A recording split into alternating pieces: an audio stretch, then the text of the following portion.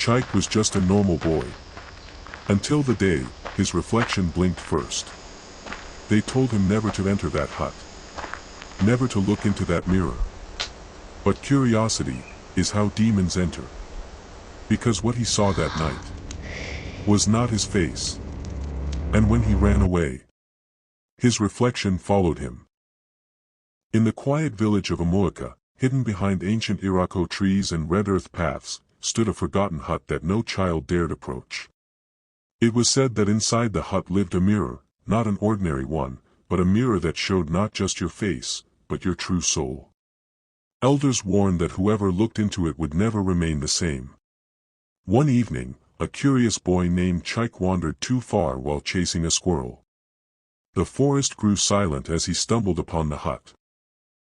Drawn by something he could not explain, he stepped inside and found the mirror, tall, cracked, yet glowing faintly. Without thinking, he looked into it, and what he saw was not himself. Chike staggered back in fear. The reflection in the mirror moved differently. It smiled when he did not. Its eyes were darker, older, and filled with something unsettling. Before Chike could scream, the reflection whispered his name. Terrified, he ran home, but something had changed. That night, when he looked into a bowl of water, the same reflection stared back at him. It blinked slowly, as if alive, and whispered again, "You have opened the door." Days passed, and Chike began behaving strangely. His once cheerful laughter faded, replaced with long silences and distant stares. His mother noticed he no longer played with other children and often avoided mirrors or reflective surfaces. But at night, something else happened. Chike would sit awake, staring into a small piece of broken glass, whispering to it as though someone was answering him. And sometimes, the voice replied. One night, the voice became clear. "I am you, and you are me," it said. Chike trembled as his reflection stepped closer inside the mirror, as though trying to escape. The reflection promised him power, wealth, and respect, things his poor family had never known. All it asked for in return was simple: "Let me out." Desperate to help his struggling mother, Chike agreed. The reflection instructed him to perform a small ritual at midnight using a bowl of water, palm oil, and a strand of his hair. As he completed the ritual, the mirror shimmered violently.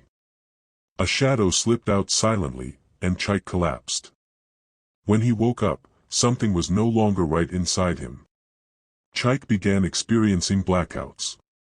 He would wake up in strange places with no memory of how he got there. Meanwhile, villagers started whispering about mysterious happenings, lost money, strange shadows, and eerie laughter in the night. Unknown to Chike, the reflection was slowly taking control, using his body to roam freely. And with each passing day, it grew stronger. The elders gathered under the moonlight, discussing the strange events. An old woman named Mama Ebra, known for her deep spiritual insight, spoke carefully. "A mirror spirit has been released." Fear spread across the village. Everyone knew the legends. Once a reflection spirit escapes, it feeds on human desires until it becomes unstoppable. Chike's mother, Adiz, began noticing her son's cold eyes and unfamiliar voice. One night, she woke up to see him standing over her, smiling strangely. When she called his name, he responded slowly, "I am not just Chike anymore." Her heart froze. Mama Ebra visited Adiz and revealed the truth about the forbidden mirror. She explained that reflections are not just images. They are shadows of the soul, waiting for a chance to live. To save Chike, they would need to confront the spirit and seal it back into its world. But doing so would require great sacrifice. Determined to save her son, Adiz set out with Mama Ebra into the forest to find the mirror again. They carried sacred items, white chalk, cola nuts, and a carved staff.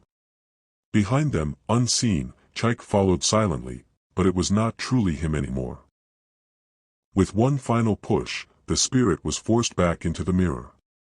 Mama Ebra sealed it using sacred markings and a drop of Adiz's blood. The mirror went silent. Chike collapsed, unconscious but alive. Adiz held him tightly, tears streaming down her face. But Mama Ebra warned, this is not over. Though the mirror had been sealed, something unseen lingered. Chike woke from his unconscious state with a sharp gasp, his body trembling as though he had returned from a distant place. His mother held him tightly, whispering prayers, but his eyes carried something new. Not darkness, but awareness. That night, as the village celebrated his survival, Chike noticed something disturbing. Every reflective surface, water pots, metal plates, even polished stones, seemed to ripple when he passed. And just for a moment, his reflection would delay before copying his movements. Chike tried to ignore it, convincing himself it was fear playing tricks on his mind. But the feeling grew stronger. He began to sense when reflections were near, even when he wasn't looking at them. One evening, while washing his hands, the water suddenly stilled unnaturally. His reflection looked up at him, before he even moved. A whisper followed, "You cannot close what has already opened." Mama Ebra returned to examine Chike and grew deeply troubled. She placed her hand on his forehead and closed her eyes, entering a brief spiritual trance. When she opened them, her voice was heavy. The spirit was sealed, but not destroyed. A fragment remains, and it is attached to him. Soon, strange events returned, but worse than before. Villagers began complaining that their reflections behaved strangely. Some claimed their mirrors smiled at them in their sleep. One man screamed in the night, claiming his reflection tried to pull him inside his own mirror. Fear once again spread across Umuaka like wildfire. The village chief, Chief Okoro, dismissed the fears as superstition. But deep down, he was curious. Power had always tempted him, and stories of a spirit that granted desires stirred his greed. Secretly, he ordered his guards to bring him the sealed mirror. Under the cover of darkness, the chief's men entered the forbidden hut and took the mirror. The sacred markings glowed faintly, resisting their touch, but human greed is stubborn. When the mirror reached the chief's palace, he stared into it. And smiled. The reflection appeared again, stronger, more refined. It spoke smoothly, no longer desperate, but confident.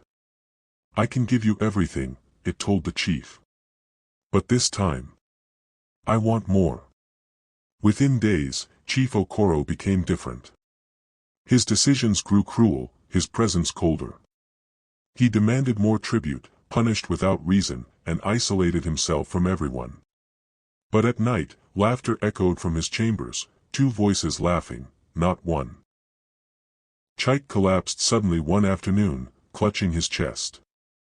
He could feel it, the fragment inside him reacting.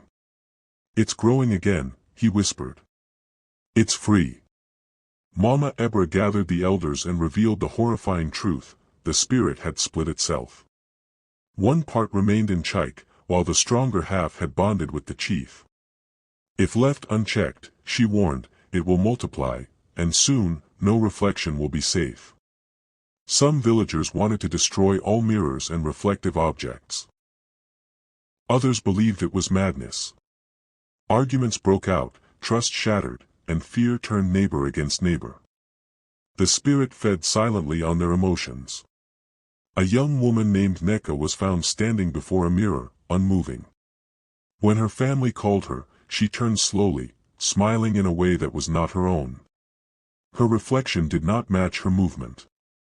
Before anyone could react, Neka's body was violently pulled forward, into the mirror. It shattered instantly. But she was gone. Panic consumed the village. Mirrors were covered, water pots overturned, anything that could reflect was destroyed. But it was already too late. Mama Ebra took Chike deep into the forest to train him spiritually. She taught him ancient chants, mental discipline, and how to separate his soul from the spirit's influence. "You must become stronger than your reflection," she told him. Through deep meditation, Chike entered his inner world. A dark, endless space filled with distorted versions of himself. Each reflection represented a part of him: fear, anger, greed. His first battle was with fear. A version of himself appeared, trembling and weak, whispering doubts. Instead of running, Chike embraced it, and the reflection dissolved. Meanwhile, Chief Okoro grew more powerful. Wealth poured into his home mysteriously, and people began to fear him like a god. But his shadow no longer matched his body. Mama Ebra revealed an ancient secret, the origin of the mirrors. Deep in the forest lay a shrine where spirits were first bound into reflective surfaces. To end this, they must go there. Chike, Mama Ebra, and a few brave villagers set out.